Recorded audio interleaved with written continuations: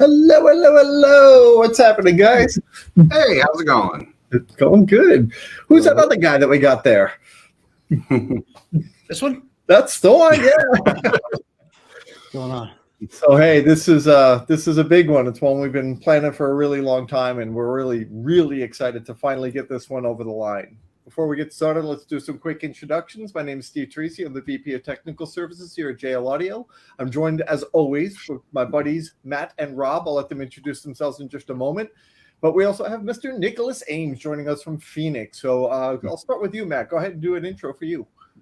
Hi, everyone. Matt Mergenthal. I'm currently in North Carolina, where we're 77 degrees here. I don't know how true that is, but I mean, thanks for coming. This is definitely an exciting day for all of us. Rob? Rob Haynes, partner in crime with Steve and Matt on the training side of things, and very excited for what we have to show you guys today.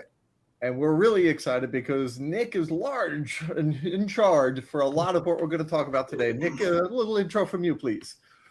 Sure. Nicholas Ames, Phoenix. I work with these guys a lot, and it's a lot of fun. And I hope you guys will like what we put together. I think so. He's so muted. I love it. When you guys see what we put together for you, I think am I really muted? Excited. No, you're not. No. I meant your emotion was so muted, but like we're all jazzed up, you know. But there's a reason that we're jazzed up because we got some really exciting stuff to share with you guys today. It's related to the Tune software, as you might have guessed, and specifically, it's focused around our Measure tab. We have to go a little bit in the Wayback Machine and kind of talk about the early days of Tune software. When we first started working on the measure functionality within Tune software, we built in an ability for us to create it's like a program within a program. And this ability gives us the opportunity to string together a whole bunch of operations that the user could normally do on their own, but not nearly as quickly as they could through this type of program within a program. The intentions that we had behind this little language that we had to create was not only to speed up our internal testing of Tune. We could program it to run through a whole bunch of different routines so we could verify everything was working right. But we also wanted a way to offer additional functionality to users in the field without the need to rewrite the actual core software itself. So it kind of lives within Tune software. So what we're going to share with you is part of Tune, but not Tune itself. The functionality that we wanted, we needed to create our own language within the software. So we had to not only develop the language, but then program things to do the things that we wanted to do. This type of language has been in near constant development since the very early days. And all of what we're about to share with you has been planned since long before Measure Tab even became available to all of you. And you may have seen hints about it floating around in the software as you've used it over the years. And just for the record, we plan to continue the development of what we're going to share with you and other things as we go forward into the future. But what today is all about, we're going to share one incredibly powerful routine that's been planned again since the early days, and we call it Expert Assist. Casually, we call it EA for short. And as soon as we're done with this presentation, it's going to be live as a public beta for all of you to work with. And we'll talk a little bit more about what that is towards the end. So as you see on the screen, we have a slight agenda. We're going to talk about what EA is and what it isn't. We're going to talk about our approach to designing Expert Assist. We'll go through the process, and then we'll kind of talk about some of the benefits of it, and then we'll take some questions and kind of summarize at the end. So what is that, Rob? So, I just had to, obviously I think a lot of our Tune users have seen Happy in the top left corner of the software. And, not to date myself, but back in the days when Microsoft Word had the little Clippy, where if you needed help writing a resume or an outline, you'd clip Clippy and it would pop up. That's kind of like what we're doing with Expert Assist, except it's going to be far better and give you full control of everything that we're doing. This is going to help you guys a lot. Yeah, no doubt. But unlike Clippy, this works. Yeah, so we'll talk a little bit about some distinctions between what Clippy was all about and what Happy is going to make all of us, which is happy. All right, so let's start off with talking about what is Expert Assist. The short version of this, it's a free feature within Tune software, which, of course, as you know, is also free. It essentially is going to guide the user through the process of tuning an audio system using Jlaudio DSP products. It's as simple as that. There's a couple of little things that you should know about EA. First of all, it works with either a USB microphone or, of course, with our max measurement system, giving you a little bit of opportunity there to do it without the big purchase of the max measurement system itself. So all you need is Jlaudio DSPs, which would include the tweak processor, MVI amplifiers, and of course the VXI amplifiers. There's a critical point you should know about EA. It is not an auto-tune routine. This is not a just click a button and walk away and just hope for the best. That's not what this is about. What EA is all about is full control over the process. You have full control of the entire interface as it goes through the entire process. You have full visibility to all of the measured data being captured by either the USB mic or the max measurement system. You can control the DSP hardware and the interface at all times throughout the process. On top of all of that, you define the target. That means not only do you see everything as it's happening, live data, suggested adjustments from the system, every step of the process, but you also define the goal. So at the end of it, it's going to be what you wanted it to be because you helped define that goal. If you see something in the process that you think you could do better than what Expert Assist is offering, no problem.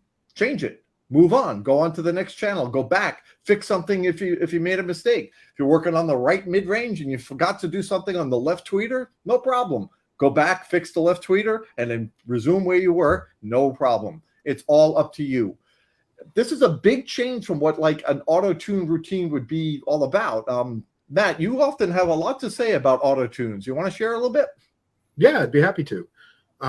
So you may be wondering, like, why not just build something that can auto-tune, something that handles everything on its own? And you may already know the answer, maybe not directly, but generally speaking, most auto-tune routines are not very reliable. They're typically built on like a very tightly controlled set of mathematical algorithms for very specific layouts. Like you have to hook the system up a certain way, and then the math has to just happen to fall right within that window that it expects. And if you get lucky, you might just get a successful result. At least that's been some of my experience with auto-tune routines. They aren't always reliable. Sometimes these systems can be very sensitive to ambient noise or interference, and sometimes they have like unusual or even unscientific measurement processes. And sometimes they just don't work at all. Yeah. Even then, most auto-tune routines will restrict the visibility to the measured data and limit what you can actually change afterwards. So like it might get done and say, it's all done, but that's it. You can't change anything. And that's not, at least for somebody who can look at data and make changes, that's not useful. It's not a usable, something that would be helpful to them. So instead of just displaying a mathematical prediction of the result, Expert Assist will actually show real-time data, right? And you'll see what's happening before and after. We're not just giving you a predicted result. We're actually showing you the before data and the after data, and you decide, what to do with that. Expert Assist will also capture data throughout the entire tuning process. So you can go back and look at that and load those traces at any point. As soon as you're finished, you can begin loading them, or whenever if you wanted to go back and look at it later, you're welcome to do so. At any point, the user can change everything and anything on the interface to more closely align with what's desired from the system. So if I wanted to change a crossover type, or if I wanted to change some of the settings on one of the graphs, I can change all of that. We also understand that system designs can drastically change from application to application. So and target for those systems might also change as well. We wanted to create a process that could grow and change based upon real world applications. So with that said, Expert Assist works on systems with a mind-boggling number of channels. And in many ways, the more complex the system, the more time that Expert Assist will save you in that process. And, in short, we get what it's like to work in an install bay and that environment, and we've taken that into consideration. And I think that's a really big deal. Yeah, I agree on that point there. Knowing what happens in the install bay really allowed us to develop EA in a very different way. And your point, Matt, about showing a predictive result as opposed to an actual result, I don't think that could be overstated.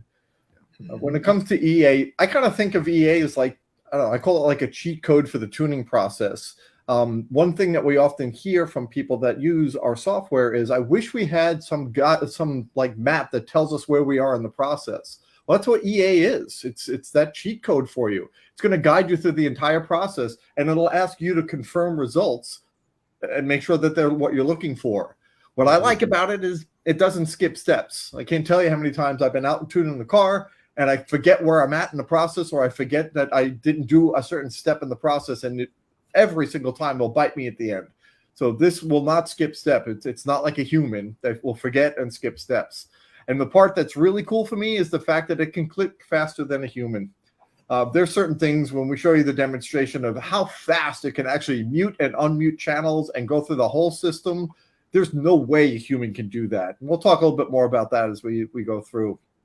Not only the channels, but switching in between amplifiers of a network system, as we'll see a little bit later. There's just so many click spot points that none of us could do it as fast as what Expert Assist is doing. It's just not possible. Something that, Rob, you and I have talked about this a lot, is the fact that EA does not proceed without the user. So if you're in the install bay or you're tuning your car somewhere and you're working on it and you get interrupted, which happens all the time. Somebody calls you on the phone, a customer comes into the shop, you want to eat lunch or nature calls, whatever the case may be. If you have to step away from the process, EA just waits for you. It'll just sit there waiting. It's not going to automatically progress without your input. So you don't have to worry about getting interrupted. You also don't have to worry about remembering where you were when you got interrupted, because it holds the place with the dialog box that says, this is what we're doing. Are you okay with this? It's truly guiding you through a very efficient and consistent process. That is what we wanted from all of this. So I mean, even if you had to go backwards a couple of steps, you still have full control of the interface. So you can go backwards, fix what you need to fix, and then just click resume, and it takes off on whatever step it was on. It's really cool. Yeah. So, Rob, why don't you tell us how to get started using the Expert Assist? Yeah, absolutely. So once the update goes live after the training and you guys launch Tune software, that'll download the needed scripts for Expert Assist to work, close out Tune, launch it again, and then all happy should work. Before we click happy, though, to begin our Expert Assist process, it's always a wise idea to make sure that we are using the setup tool to create our project files for the VXI, MVI, or Tweak DSP. In reality, the setup tool, it can route signals, it can label channels, set initial high pass, low pass filter frequencies and slopes a lot quicker than what we can do. Again, it's all about expediting the tuning process and making it more efficient and getting it to what we want to do. And that's really just listen to great sounding systems in a quicker manner. For systems that may be more complex than what the setup tool can provide, that's not a problem. You can still get all of the basic routing done and then make whatever changes that you may need to later throughout the process.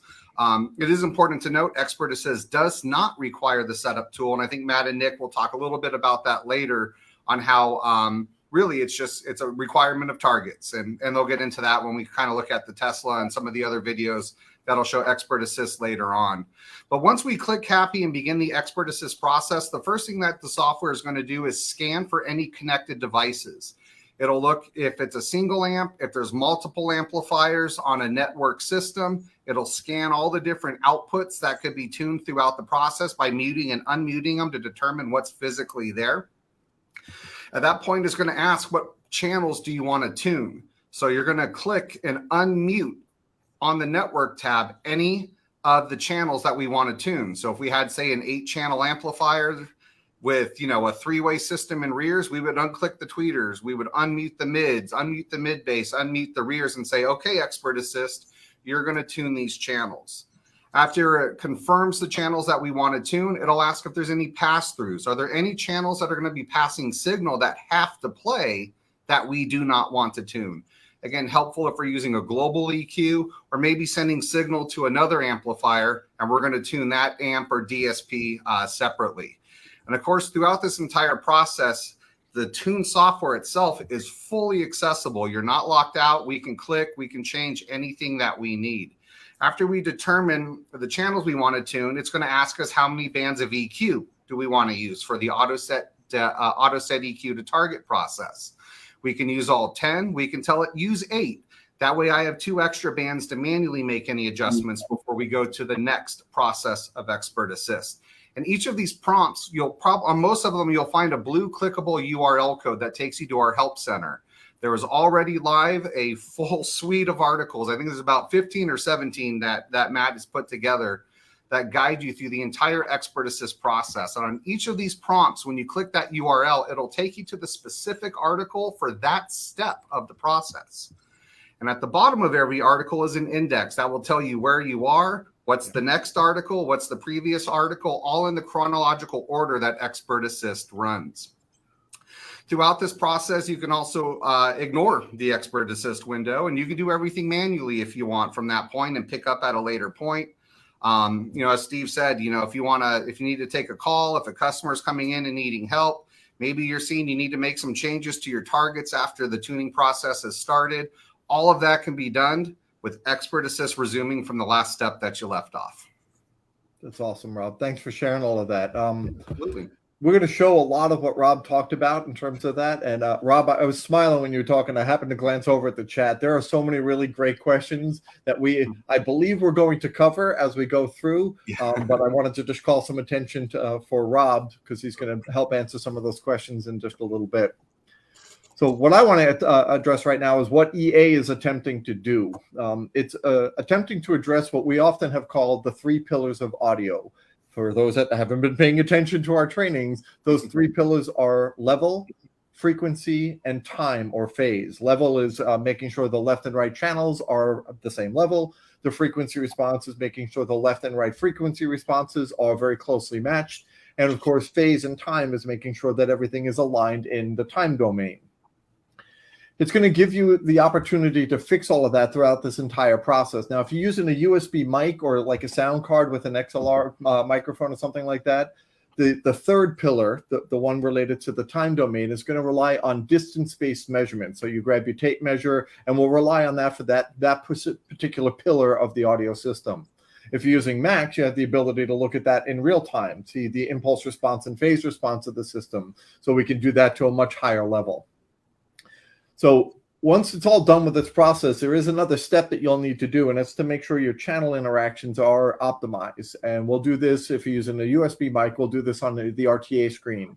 We'll play what we call complementary drivers. So traditionally, we'd look at like the left mid bass and the right mid bass, play them individually, capture their responses, and then compare what happens when we play them together.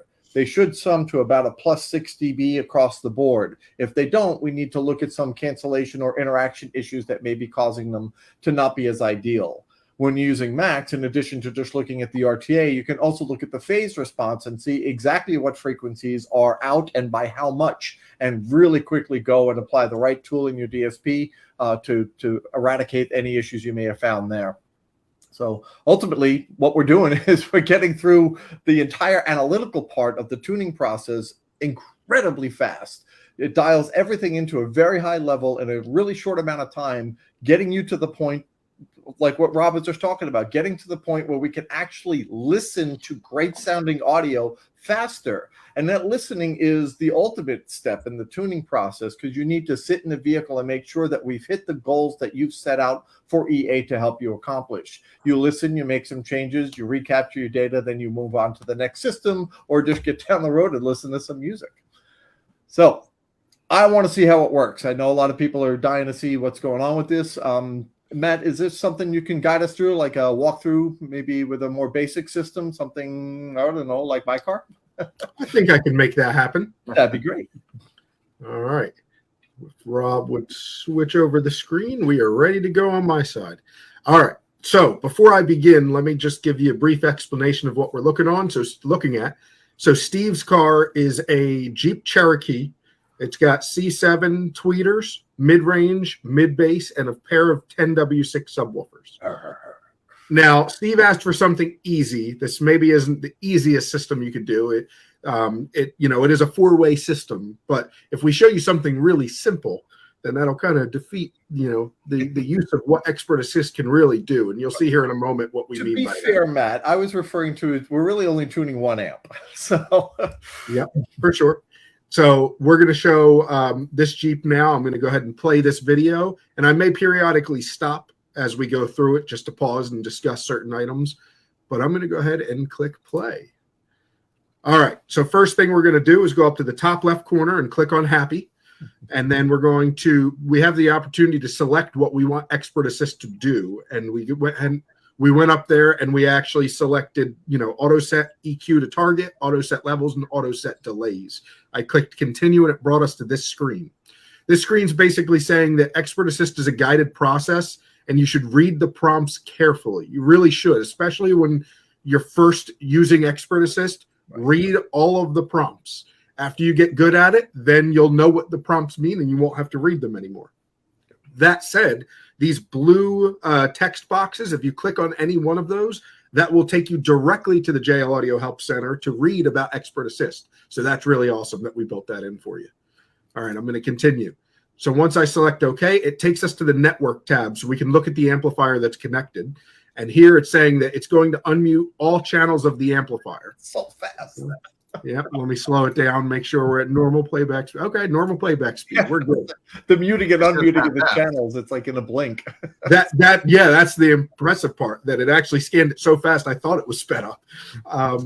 So for basically what we have to do at this step is identify which channels in the system that we want to tune.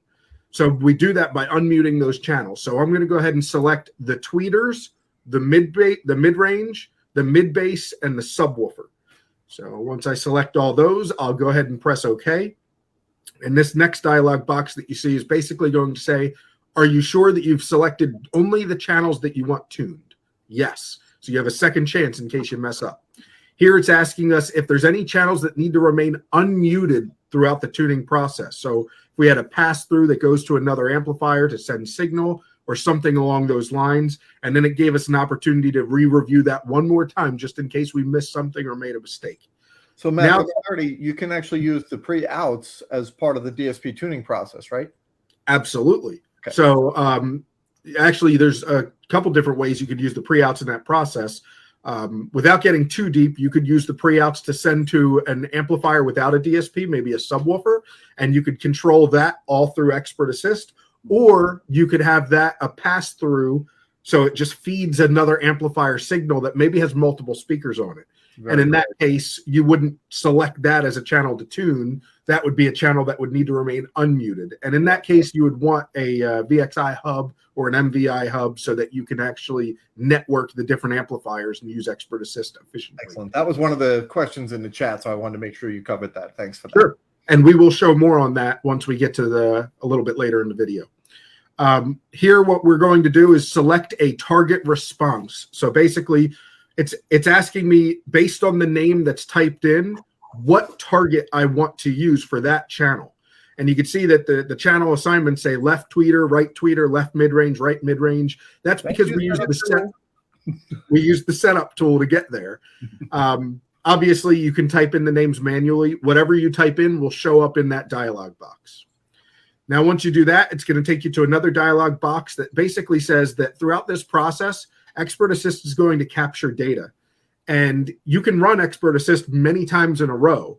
So if you capture, let's say we ran it one time and you're about to run it one more time afterwards, maybe you're trying a different target curve to get a different sound or something like that. You'd want to increment that data to just a different number so that you can differentiate it easily.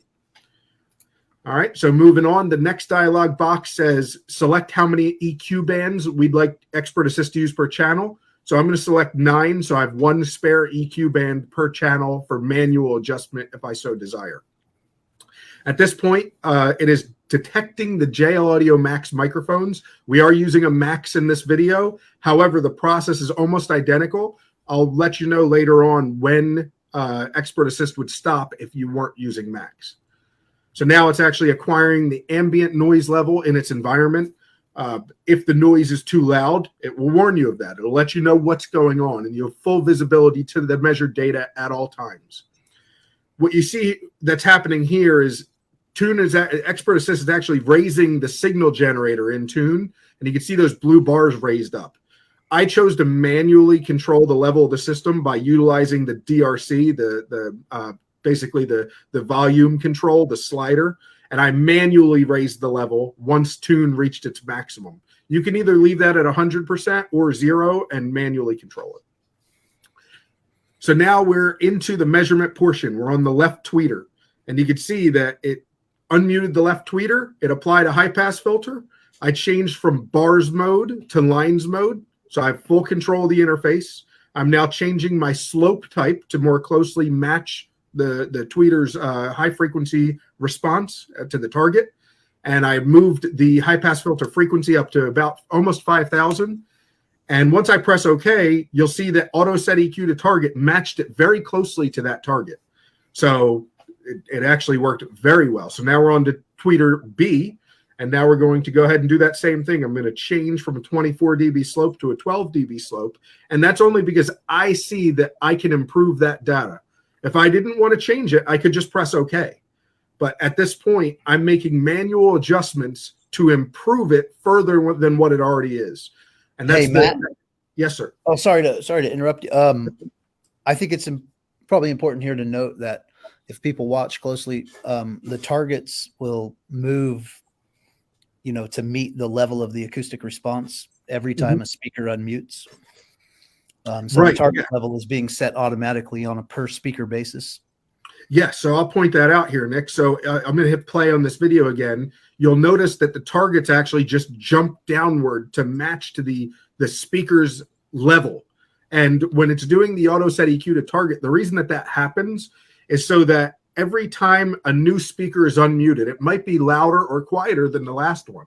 So the targets will actually move automatically to the position of the data and allow you to change the data if you desire to, and then press OK. The reason it's doing this is so that when it's adjusting the equalization that's going on that channel, it's only using EQ to shape the sound. It's not using it to adjust the overall output of that speaker, like using too much cut or too much boost. It's using just the amount of EQ necessary to shape that speaker, which will result in very good performance and usually very high output capabilities. So you're not limited in how loud you could play it because, let's say, you applied too much EQ cut. You won't have that issue. So here we're down to the mid bass already. So it's actually moving through pretty quickly as I'm explaining this stuff. You can see I made some changes to the low pass filter frequency. There's some cancellations that we can see in that response, and I'm not going to try to fix those. Some of those are based on the environment that the speaker's in, and trying to fix those would only put the speaker into distress. So now we're on to the right mid bass, and it looks like, let's see what I do here. I think I've raised the level up a little bit.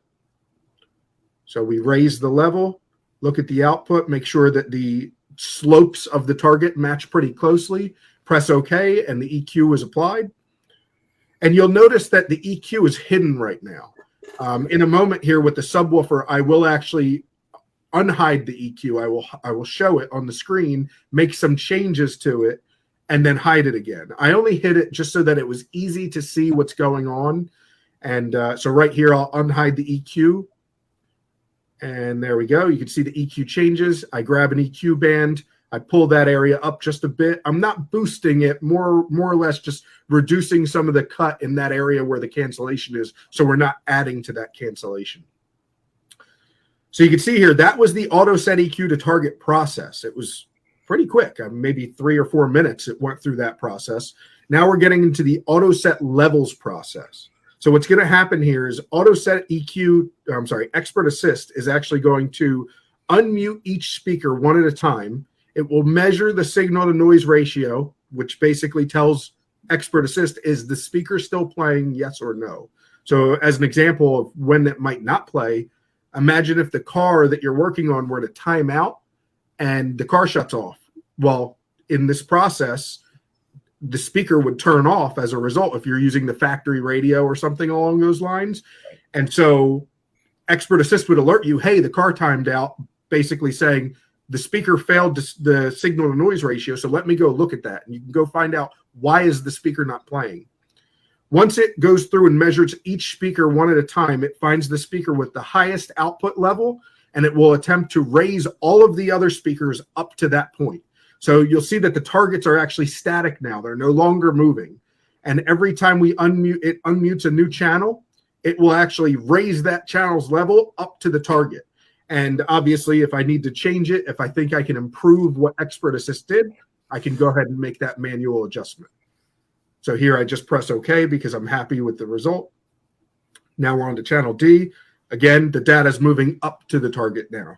So earlier, the targets moved around to match the data. Now the data is moving up to the loudest possible output of the prompt boxes will tell you what the level trim addition or maybe subtraction is. And if you look in the bottom right corner where the outputs are, that level trim that you see in the pop-up panel is what's been applied to that specific output. Right. That's right. So at this point, we're at the basically the auto set delays portion of Expert Assist. So you'll see the delay setting procedure here. What's going to happen is basically Expert Assist is going to unmute each channel one at a time. Once again, it will check the signal to noise ratio of each speaker to make sure that it's working. And then it will measure the arrival time using the impulse response. And it will find the latest arriving channel. And then once it finds the latest arriving channel, it will delay all of the other channels to arrive at the same time. So right now I'm kind of hands off as it just goes through and measures each channel. So Matt. Yes, sir. You mentioned it finds the delay time using the impulse response. Isn't that a problem with subwoofers? I've heard that's maybe an issue. I've heard that too, Nick, that people often will say something along the lines of, subwoofers or mid bass with, low energy compared to a tweeter that plays a much wider bandwidth. Or a low pass filter. Right. Yeah. Right. 5,000 hertz, 20,000 hertz is a lot more information than 20 hertz to 80 hertz like a subwoofer. So because the impulse response is actually driven by high frequency content, subwoofers, I'm going to pause the video just for a second while we talk about that. Subwoofers, you can actually see here, actually, I'm going to unpause it so you can see that subwoofer more clearly. You can see that line, as a human, we can easily see the rise of that subwoofer. And when you're actually viewing the data, when the human is looking at the data, you can easily see a subwoofer's impulse response or a mid-bass's impulse response, so long as you proportion the graph correctly. As long as you zoom into the data the way that you need to see it. What I think some of the confusion for that comes in, Nick, is when they use let's say a delay finder that uses like peaks to find the delay. So they'll have a big peak in the response, the highest voltage, which, if it goes for that, the highest voltage, in this case, it could be the bottom, not that first arrival of the impulse response. It could be a later arrival based on the environment that the speaker's in. And as a result of that, it could get the delays wrong if you're using some sort of like automated delay finder like that. Fortunately, Expert Assist is not just some automated delay finder. It is truly amazing, and you're going to see that right here. Hang on, Matt. Before you continue, just I want to make a very important point. The way we're actually looking at these delays and these impulse responses, what we're doing, we have a patent pending on the method that we use to do this type of alignment. So it's actually more than just a pretty picture on the graph there. There's a lot of work that went into the back end to make sure that what we're doing here is very special and incredibly accurate. With all that being said, everything that Matt just shared and that he and Nick were talking about is absolutely true, about the high frequency stuff and all of that is absolutely true. Being able to see what's happening makes all the difference in the world. So this patent pending technique that we're using, if you see that it's wrong, fix it. That's the beauty of this. But I think you'll find more often than not what EA is doing with this patent pending routine is going to get it closer than you might ever expect. So I think that's a fair statement. Do you, Nick? I think it works pretty well. Yeah. All right. So what Expert Assist has done, it's actually found the latest arriving channel. And if you look closely in the upper dialog box, it says longest measured delay subwoofer, 56.44 milliseconds. So it sets that as the reference delay, the latest arrival. Now it's going to go through and unmute each channel once again, and it's going to delay each channel until it arrives at the correct time. And if needed, we'll invert the polarity, which you could see in that box, a polarity version was applied. Now, I highly recommend, if you're actually doing this on your own, that you confirm each one of these things, zoom into that data, and make sure that it's correct. And generally speaking, it's very, very close. We'll show you a little bit later when we do the other system that we tune. But going through this process, you can see pretty closely that the speaker is unmuted. It starts over to the left of the center of the screen, and then it gets delayed to arrive just in the center where everything else arrives. And if the polarity needs to be inverted, it will invert the polarity. And the user has full visibility and control over the results, the software, the interface, everything. So if it, let's say it got something wrong, let's say the polarity was actually inverted by mistake, flip it back. That's the whole point of using this as an assistant. It's an expert assist. It's there to assist the expert, which should be you. All right. So now it's found all of the delay times and applied those. And now it says expert assist complete. Be sure to review all settings and basically confirm your speaker interaction. So here at the end of expert assist is where you would actually go through and make sure all of your speakers are working together properly. So if you're using a Jlaudio Max measurement system, you could do that with your RTA and phase graph. If you're doing it with a single mic, you can look at the two speakers on the RTA. I think we'll get into that more in a bit. But, you know, when you're done expert assist, this is where you confirm everything went as expected. You are not done. But with that said, that entire tune on that process was 10 minutes. So pretty spectacular. Of course, our conversation, we get a little excited. We get into some of the deeper parts of it, but we just can't help it. We're just really excited that we can finally share all of this with you. Now, at the beginning of all that, Matt and I kind of had a slight disagreement on what a complex system is and what a simple system is. And in my mind, a single amp system is what I would consider relatively simple. It falls within the scope of what most people would consider a normal system.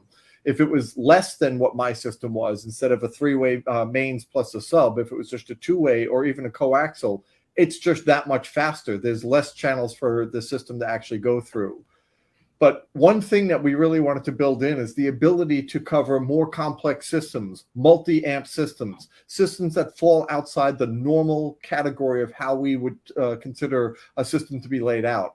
One comment I saw in the chat was, how would this work if you have an amp for your left channel and an amp for your right channel? Faster than ever before is the answer to that. That was part of the reason we've waited so long to unleash this on the world here. We wanted to make sure that we can handle not just more common everyday systems, but systems that fall outside the scope of what was normally considered normal. More complex systems actually take advantage of EA in a way that saves more time than a more basic system will. I know that sounds really strange, but we're going to show you that in just a moment. If you haven't done anything with our VXI hub, the VXI hub allows you to have up to 10 amplifiers connected at one time to your software. That gives you the ability to switch between the amplifiers very, very quickly. EA takes full advantage of that. Now, let me pause for a second here. 10 VXI amplifiers. Think about how many amplifier channels you're dealing with. So let's just say it's 10 800/8 right? That's 80 channels of amplified power plus all of the pre-outs. You literally have over 100 channels of DSP that can be tuned using Expert Assist and a VXI hub with all those amps. You will not be able to get enough speakers in the car. This is not a challenge, mind you. I'm just telling you what we planned for with EA. You can manage all of that. So Rob mentioned it early on. EA will switch between amplifiers faster than you could. For you, it's multiple clicks moving your cursor back and forth. For EA, it's just part of the program. It'll switch between each one of the amplifiers and makes it amazingly fast. So, Matt, I think you have another system that you want to share with us, right? I do. Okay. So this system, if I remember right, it's a 3-amp system, and you're going to go through this pretty fast. And Rob, you had something to share about this? Yeah, so before Matt kind of gets into, you know, what the actual system design is, you know, if you watch the video, you'll notice at times tune closes, it reopens. There's a lot of stuff going on. That's it switching between the amplifiers. And what's cool about this system is this is actually a combination of MVI and VXI amplifiers. So on top of watching all the channels mute and unmute, when you see tune close, reopen, do stuff, close, reopen, that is how fast it is switching between each of those networked amplifiers that are in this audio system. So if you're wondering, like, why did it close and what's going on, That's just how fast it is switching between any of the connected devices through the MVI or VXI hubs. Yeah, it's really, really pretty cool. All right, we ready? Yeah, actually, as you get started on that, any other questions that come into the chat, we'll try to start answering that as we go through this. You've seen the process already, so we can talk over this a little bit more as we go through. But I think Nick and Matt have something to share as we go into it anyway. So go ahead and pop them into the chat as we go. Okay. So as mentioned, this is a 3-amp system. It's actually got a VXI 1000/1 and 2 MV 800/8i. So it's got a combination of MVI and VXI. Yes, you can do that. All right. So I'm going to go ahead and hit play. Which hub, Matt? Which hub are you using with that? In this case, that's a great question, Nick. In this case, I'm currently using a MVI hub. I believe I could also use a VXI hub, and there would be some other, maybe some benefits to using that if I was using the optical cables, which I'm not. But theoretically, that you could use either or. There's some application-specific stuff for either one, but you can obviously ask more questions about that if that's some route you'd like to go through. All right, so we're going to start the process the same way. We select the happy button in the corner, select what we'd like Expert Assist to attempt.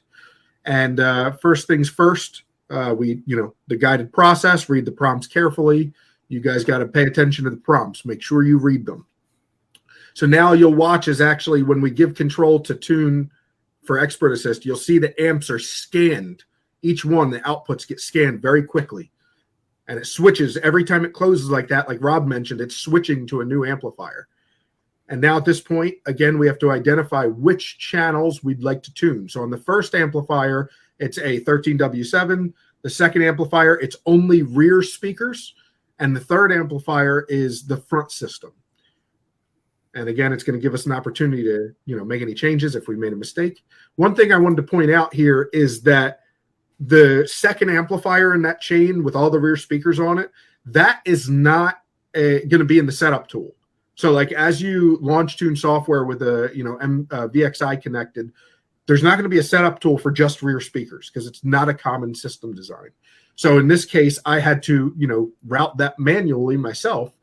But as you could see, Expert Assist does not have a problem with whether it's in or not in the setup tool. The setup tool is totally separate from Expert Assist. The setup tool just lets you label things, get signal routing done faster. Expert Assist can handle basically anything you throw at it. All it needs is a target assigned to the output. That's right. So now we're going to select which channels that need to remain unmuted, which is interesting. Nick, what do you have to say about that? Yeah, I was gonna make sure we brought that up. So the inter-channel dependency that you may have from one amplifier feeding signal to another, maybe even onto a third or a fourth or whatever. Expert Assist is able to deal with any IO situation that you might hook up. So if one amp needs signal from another amp in order to have any sound from its outputs, that's where you tell it. Right here at this point, you tell it which channels are dependencies, like which channels are needed to be unmuted so that other channels can get audio. Sure. So Nick, with that in mind, if your amplifier, like a VXI amplifier, has DSP on the pre-outs, would you be able to take advantage of that DSP on the pre-outs to maybe apply like a global EQ to the system when it was done with the individual channels? Sure. Yeah. If you've got a loop back, you can do that. Yeah. That's fantastic. Cool. Yeah, absolutely. That's sort of related to one of the questions we had, so I wanted to add that in. Yep. Yeah, and if you have the loop back, right here is where you would say, these are my loop back channels. That way, when it goes through and does all the output DSP, it'll leave those unmuted. And then if you wanted to, you could run it a second time and do just the loop back channels. And then vice versa, right, Nick? So when you'd get to this step, you would then leave everything else unmuted while it tunes the loop backs. Correct. So you can set it up in a mind-boggling number of ways. So in this case, the VXI actually feeds signal out of his outputs to the second MVA 808/I, and then from that 808, it feeds signal to the next 808. So having the ability to make sure they remain unmuted throughout this process, that's really powerful. So once we select that, we press OK. It brings us to the measure tab, and basically it's going to ask us to assign a target response for the speakers. So again, here we go. We're going to select the subwoofer target for the subwoofer output. It switches to the next amplifier. Now we're going to select the rear fill coax for each of these rear speakers. And you can see I'm using the arrow keys in this one. You can either select it with your mouse or use the arrow keys. I think the arrow keys are a bit faster, so I like to use those. And now we're on to the main amplifier for the front system, and we're labeling our tweeters, our mid-range, and our mid-bass. So as we see how fast this is switching between the amps, there was a comment from Michael in the chat saying he did a left and right VXI amp recently. Kind of sounds like what Eric Cole has in his Civic. And it was definitely a tedious process switching back and forth manually. And Expert Assist will definitely expedite that process, as you see in this video. Yep. Yeah, that's what Dan has as well. One of our amplifier engineers here, Dan, he has a Cadillac with left amplifiers and right amplifiers. Right. So I see Glenn Savage asked, when you're using a loopback, does EA still ask how many bands to use with audio EQ? The answer is yes. It sees it as just another channel to tune, and you're the one in control. So you tell it exactly what you want it to do, and it'll go ahead and do its best to do that for you. Yeah. So we've looks like we're heading over to the first speaker, and it's actually raising the level of the system. Again, I'm going to manually control the level. So I turn down the DRC level until tune hits, -12. And then I'm going to go ahead and raise the DRC level manually. If you saw the screen flicker, that was that rapid switching that Rob was talking about earlier. It switched between two amplifiers and it rescaled the interface immediately. So that's really fast. It's fast enough when you do it manually, but it's so much faster with EA. All right. So now we've gotten a proper level, and it's going to go to the first amplifier again, and it's going to unmute the subwoofer. And I'm going to go ahead and change settings on the graph just like earlier. So it's the same process. It's very repeatable, very consistent. Once you understand what the prompts mean, you can speed through it very quickly. So obviously for your first time, you'll want to read through the prompts carefully. You want to make sure you don't have somewhere to be in 20 minutes. So now it's on to the second amplifier, and now it's going after the rear speakers, and it's matching those to the blue target that you see. So the blue data on the screen is being matched to the blue target.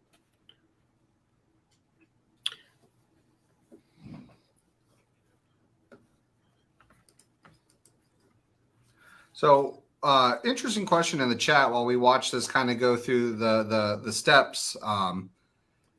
Maybe more of a Nick question, but on some of these cars that have multiple speakers, including more in the headrest or the headliner, with Expert Assist, really, Nick, it's just determining what target you would want for those speakers. Am I correct?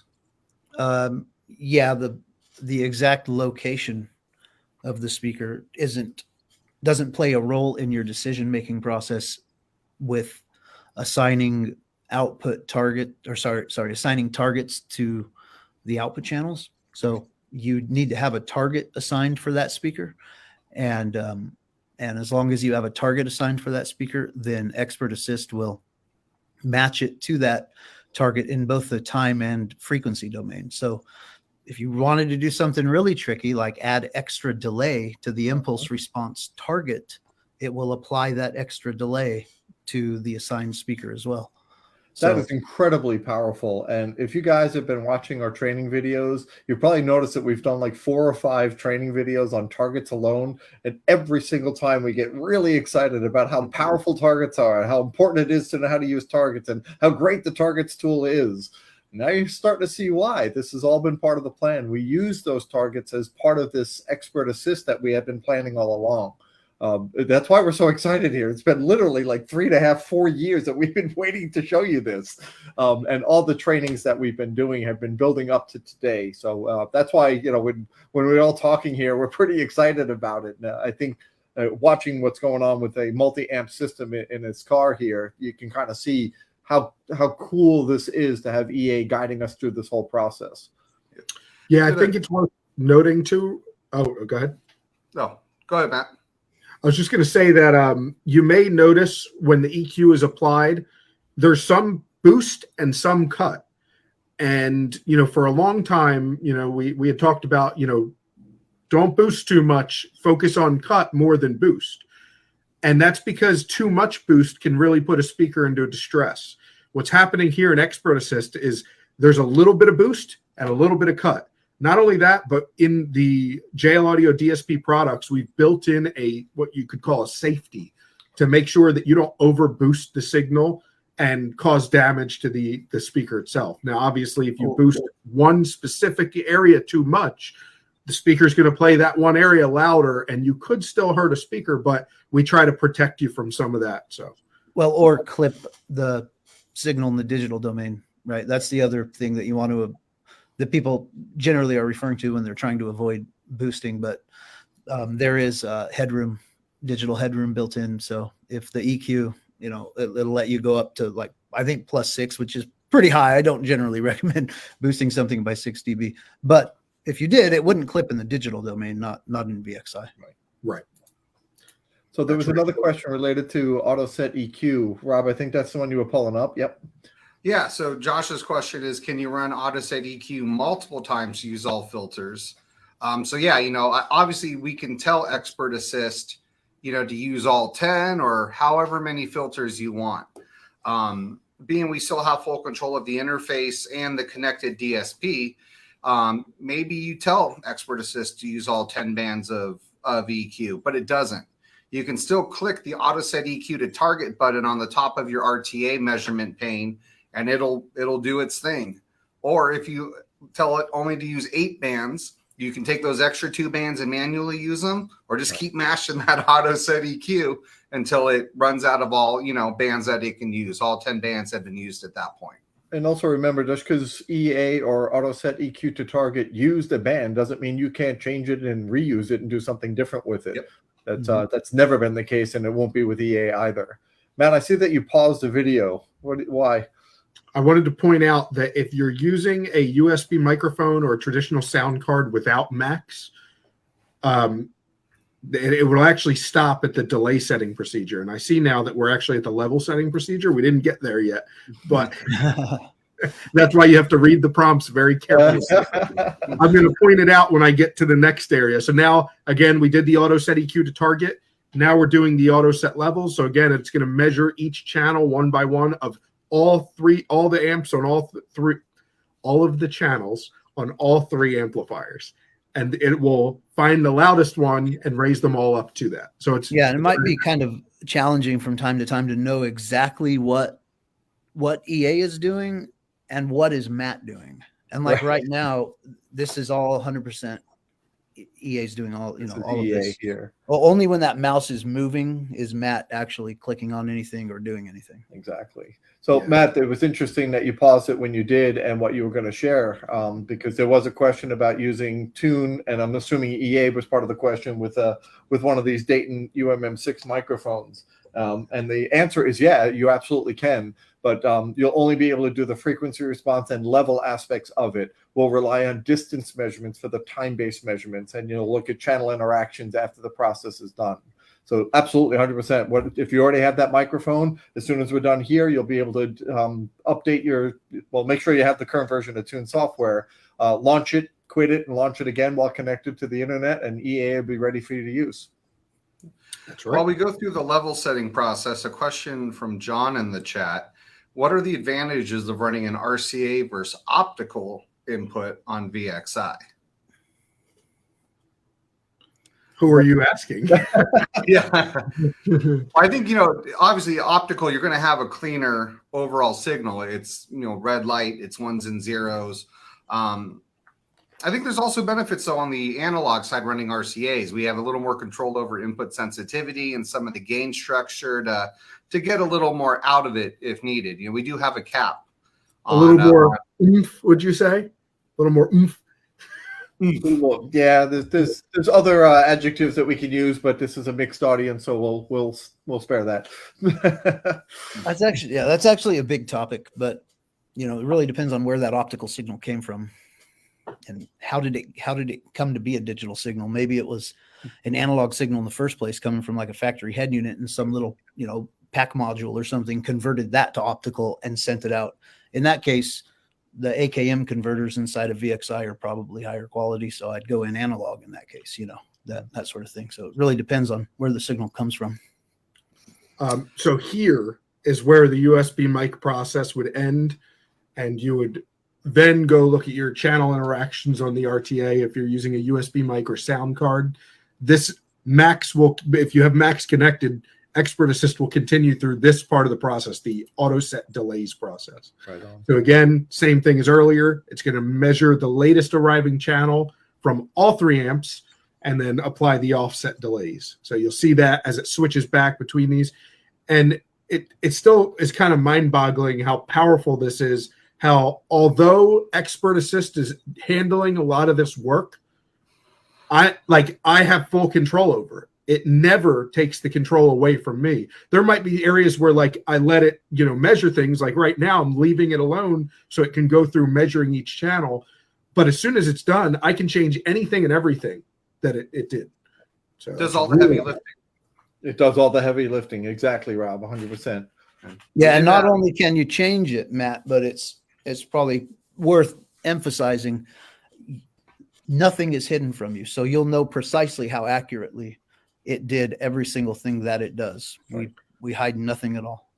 And I think that's important, Nick, because I think it may have been you who mentioned it to me earlier that if you ever question the data that you're seeing, everything within Tune software, especially when using Max or a USB mic, everything is provable.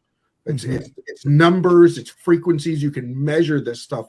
It's not based on how I feel about it and my opinion on it, or how Nick feels about it and his opinion on it. It's not based on a target that Jlaudio set for you. You create your own target, which is the goal, and you match to that target. So this can be used on a wide array of systems, anywhere from sound quality to SPL to get as loud as possible to even different environments and applications. It's extremely flexible.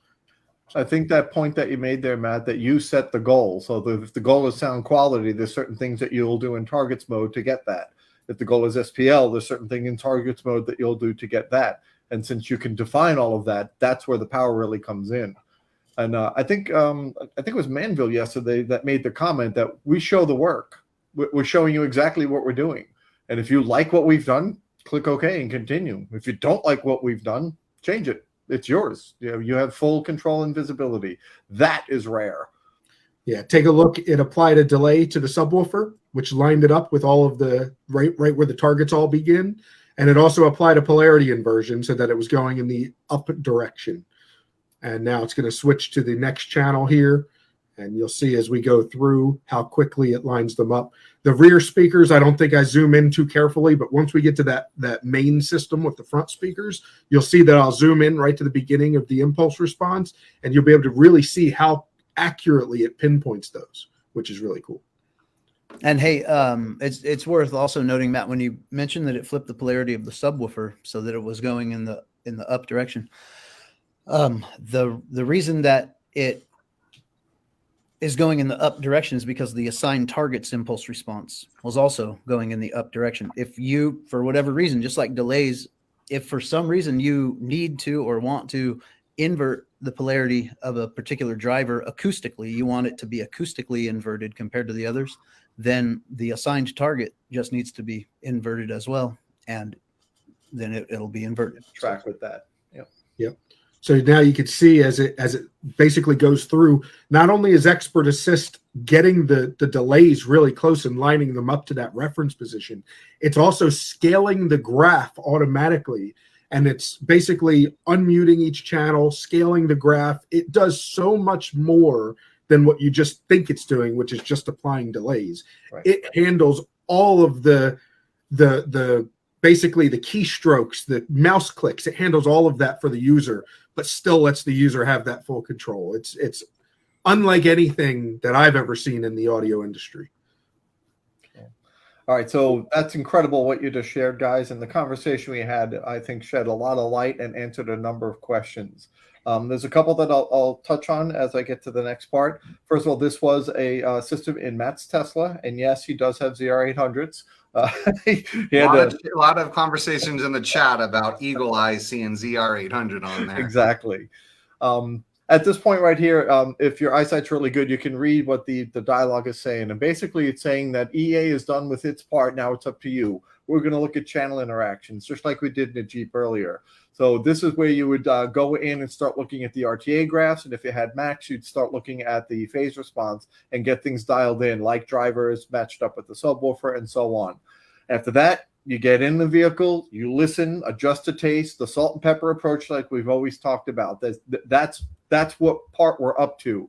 So the Jeep took 10 minutes for a single amp system. So a 3 amp system should take 30, but it didn't. It took 14.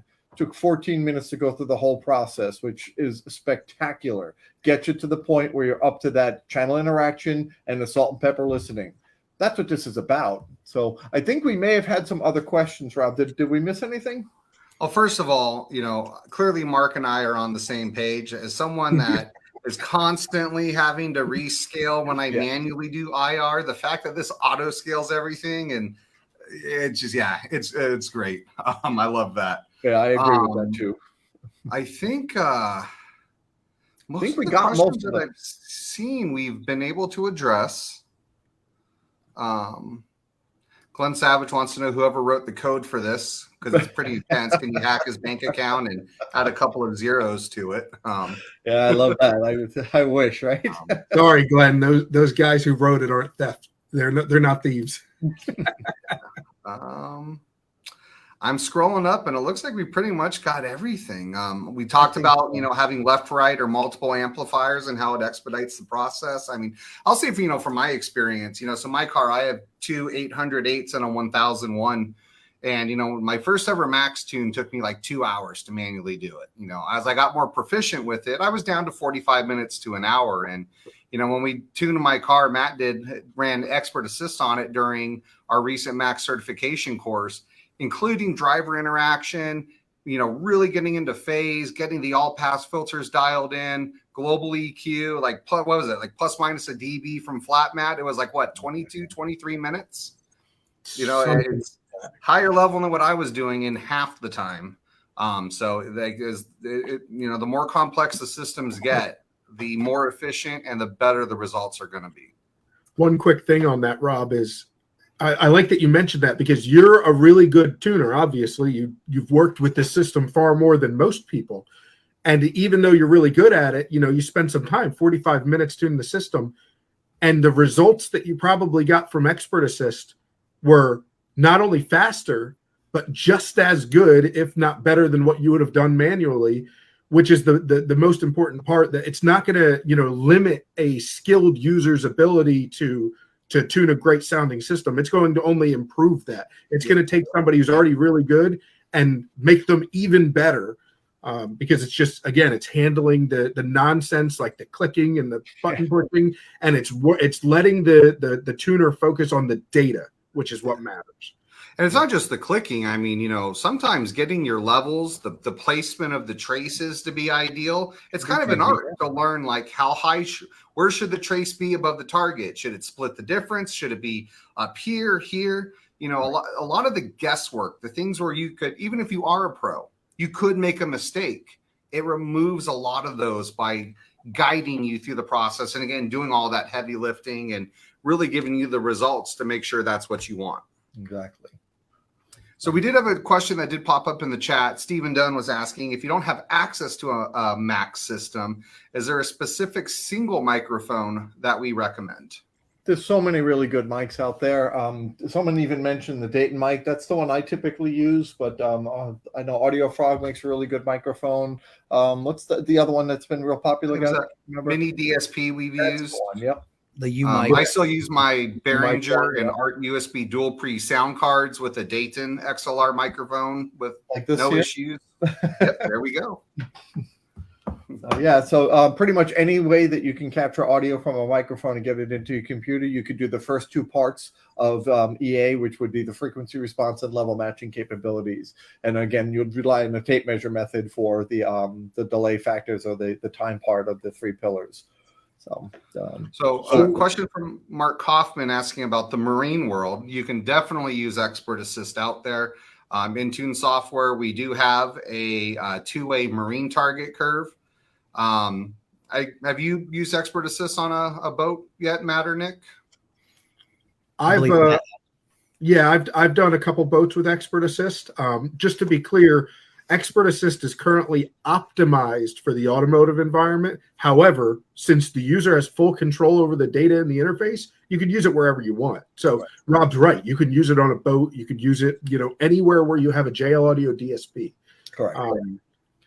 It not only makes, tuning the boat faster, but you get more time to do a test of the boat and make sure it sounds good when you're done. So since you're not spending as much time analyzing the system, you could spend more time listening to it on the boat, take it out for a test drive, and make sure the audio is good. So I really like that. Right?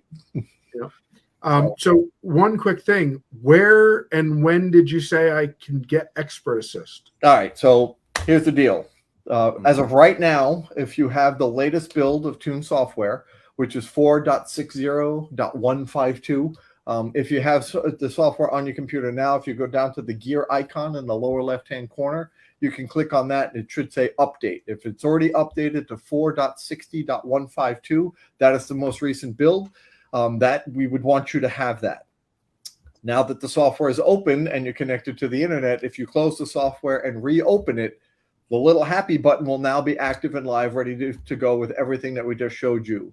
All of the Help Center articles that are linked in the dialog boxes are available now as well for you to read through those if you want, or click from the software and get to them that way.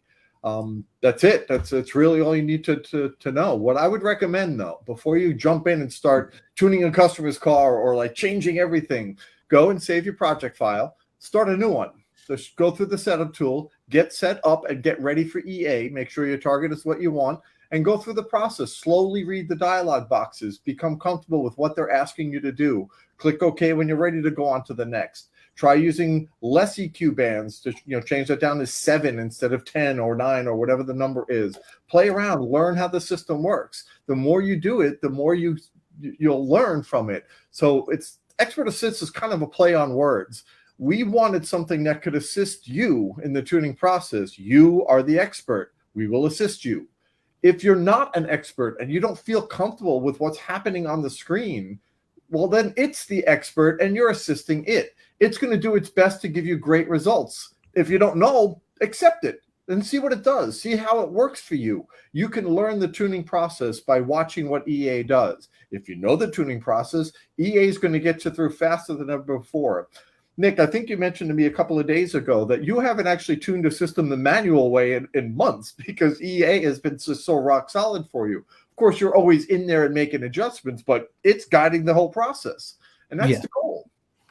Yeah. That's what we wanted. Steve, sorry, I wanted to mention something real quick in case somebody is trying to make sure, or trying to play with it, right? If they want to see if it works, if they click the little happy button and then they click continue, if it says coming soon still, then just close Tune and relaunch it one more time. Right on. Yep. And just as a point of clarity, Tune software is 4.60.152. Update. Always stay up to date with that. We put in some really great improvements. We did a video on it a week or so ago, or 2 weeks, whatever that was. And there's some really great improvements in the new version. And there's some aspects of that version that made EA even better. So we want you to make sure you have the updated software. EA stands separate from that, but we want to make sure you have the most recent software version so EA gets its full functionality. So both are important, but they are technically separate. We did have one more question in the chat from my favorite exporter of Canadian candy for me when he comes to the United States. Ahmed was asking if Expert Assist will work with tweaks. Yes, it does. All Jlaudio system tuning DSP. So tweak, VXI, and MVI DSP-based amplifiers. Just be aware with the tweak, we don't have that networking capability we have with VXI or MVI, so it'll just work with the single tweak. But I think if we're using a tweak, typically we're going to be more of a basic system where it'll make it nice and easy for you. I agree. Yep. Yeah. Tweak. We don't want to leave tweak out for sure. And of course, MVI product as well. It wasn't mentioned in the comments about how powerful the 6-channel MVI amplifier is. It's effectively a 12-channel DSP. It's really a very powerful product. And that's all part of what we can do with EA as well. I'm a little biased, I know, but I think EA is a huge step forward in the world of system tuning. The fact that we show our work We give you full control, visibility to everything that's being measured, the ability to set the targets based on what you want. The fact that it clicks so darn fast, I mean, it's a And real, it does a darn good job. Yes, yeah, it no does. doubt, no doubt. So last thing I'll share with you, and unless there's another question, but I'll share this is, we spent a lot of time putting this together, and we've had some private beta work that has been done, and some of the people that have done work with this are on the chat today. So thank you all for your efforts there. But now you all have homework, all of you.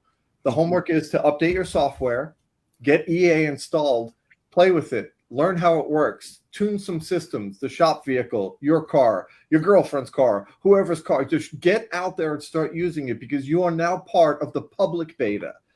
We call it a public beta because we want your feedback of how we can make this even better for you. Some of your requests we'll try to implement as quickly as possible. Some of the requests may take a little longer. Some may be just insane, but I don't know. We need that feedback from all of you. You are now part of a public beta for EA, and we are really looking forward to how you're using the system and what you want us to do for you. So, unless there's other questions, yeah, Josh Collins planning a road trip. I do want to thank everyone for your time today and all the support you've given us recently and over the years. It doesn't go unnoticed. A lot of the efforts we put into the software and all these niceties that we do based on a passion that we all share with you. So I'll stop talking now and just say thank you, and I'll let the guys close it out. What Steve said, we're really excited about it, and can't wait to see you guys using it out there and have some awesome sounding Jlaudio systems. We're all really excited about today. This has been a big moment for all of us. As Steve mentioned earlier, it's been a long time coming, and we're excited, definitely excited to see how much you guys like this in the field. Nick, do you have anything else? No, I think you guys pretty much said it all. Glenn, I'm not going to hack your bank account. That's all. Awesome. Well, again, thanks everyone for watching. We'll catch you next time. Yep.